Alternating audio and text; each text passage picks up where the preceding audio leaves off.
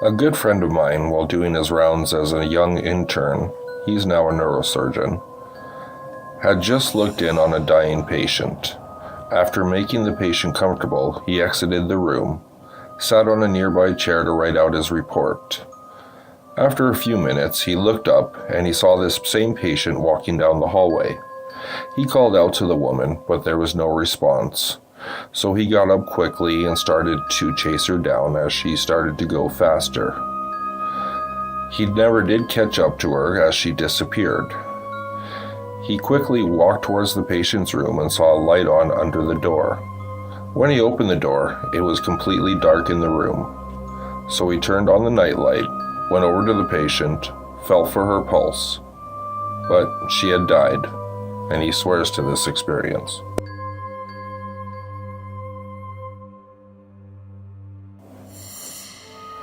I grew up in a small town and lived out in the country. My mom and I were coming home from Walmart really late one night and we decided to take this back way home. I still had my learner's permit, so I wanted to take the road with less traffic. So anyone who's lived or been out to the country knows how creepy these roads can be at night. I was going around a curve right before a one-lane bridge, so I slowed down just in case I had to stop. Out of nowhere, this woman jumps in front of me and then to the driver's side of the car and starts pounding on the hood of my car. Her mouth was moving, but I couldn't make out what she was saying. My mom started freaking out and told me not to stop and just keep driving. I kept going and we both looked back to see where she had come from, but there was no one there at all. To this day, my mom and I still remember it clearly. It turns out there's apparently a legend about a woman who died around the bridge and supposedly can be seen sometimes late at night. I get goosebumps to this day just thinking about it.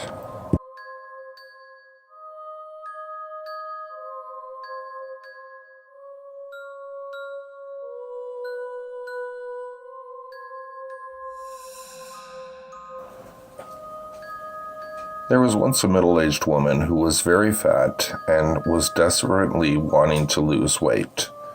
She had tried all sorts of fad diets, but none of them seemed to work. Exercise was out of the question because she was just too lazy and she lacked the willpower to force herself to eat less. One day, she was leafing through a magazine when she came across an advertisement for diet pills. "Guaranteed weight loss in just 2 weeks," said the ad. The company was selling the diet pills over the internet, so the woman decided to order a month's supply. A few days later, she received a package in the mail. When she opened it, she was surprised that she only saw a container full of 12 large pills. The instructions said that she should take 1 pill per month with a glass of water, and afterwards she should avoid eating spicy food or drinking alcohol.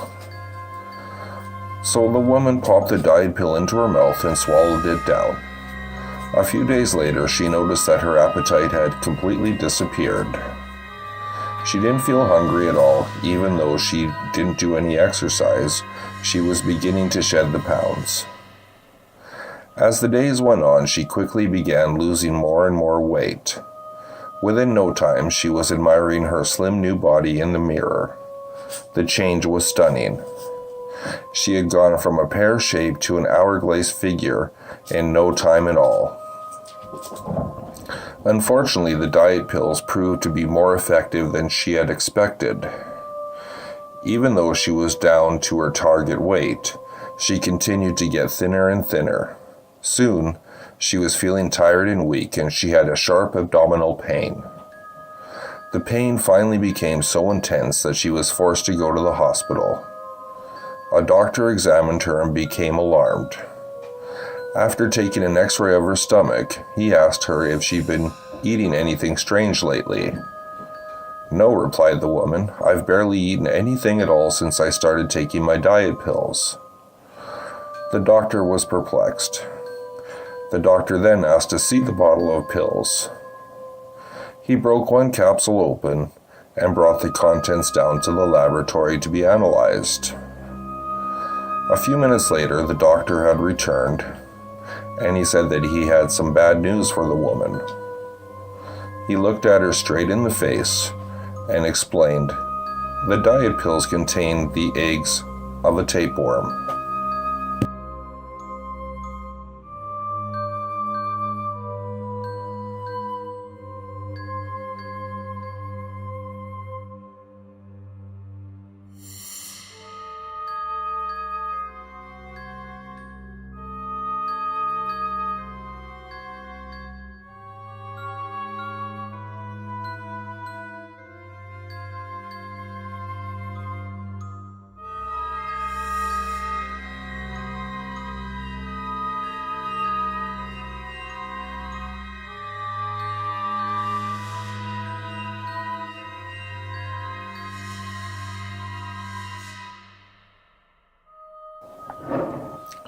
A few years ago, there was a wealthy couple who had 2 children, a boy and a girl. The family lived in a large house in Newport Beach, California.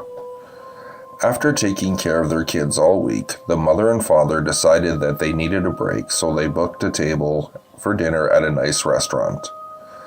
That evening, they called a teenage girl they knew to arrange for her to come over and babysit their children while they were out. When the babysitter arrived, the parents told her to fix supper for the kids and put them to bed. "And after that, you can just watch TV and help yourself to anything in the fridge," said the father. "And if you wouldn't mind," said the mother, "could you watch TV in our bedroom? The kids have been having nightmares recently, so if you hear them crying, you can just go in and calm them down." The babysitter happily agreed, and the parents left for their dinner date. The girl gave the children some milk and cookies, and then ushered them upstairs to bed. She started to read them a bedtime story, and before long, the little boy and girl were fast asleep. After tucking them in, she switched off the lights and went to watch TV.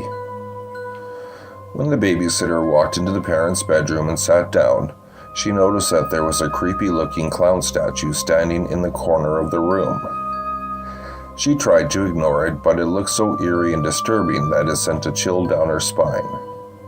She felt as though its eyes were staring straight at her while she watched TV. As time passed, the babysitter started to feel more and more uneasy about the clown statue. Whenever she glanced at it, she got the unsettling feeling that it had moved ever so slightly. Finally, the clown statue began to freak her out so much that she couldn't handle it any longer. She decided to go downstairs and phone the parents. When she dialed the number they had left for her, the mother answered. "Hi, it's me," said the babysitter. Everything's fine. The kids are fast asleep in bed. But I was just wondering, would it be okay if I watched TV downstairs?" "Well, of course," replied the father, "but why?" "I know it sounds silly," laughed the girl, "but the clown statue is really creeping me out." "The clown statue?" asked the father. "Yeah, the clown statue in your bedroom," the girl replied. The phone went silent for a moment. "Listen to me very carefully," said the father. "Take the children and get out of the house. We will call the police. Go, now!" What's wrong?" asked the girl. The father gulped and replied, We don't own a clown statue." For a second, the babysitter just stood there, stunned. Then she dropped the phone and raced upstairs and grabbed the children. Carrying one under each arm, she raced downstairs again and fled out into the street. Huddled on the sidewalk, comforting the 2 children, the babysitter looked up at the bedroom window and saw something made her scream out in horror. Peeking through a gap in the curtains was the white painted face of a clown. It stared at her for a moment, then sank back into the darkness. Within minutes, the police arrived and cautiously entered the house. In the upstairs bedroom, they found a man dressed in a clown suit, and when they arrested him, they found a knife concealed in his costume.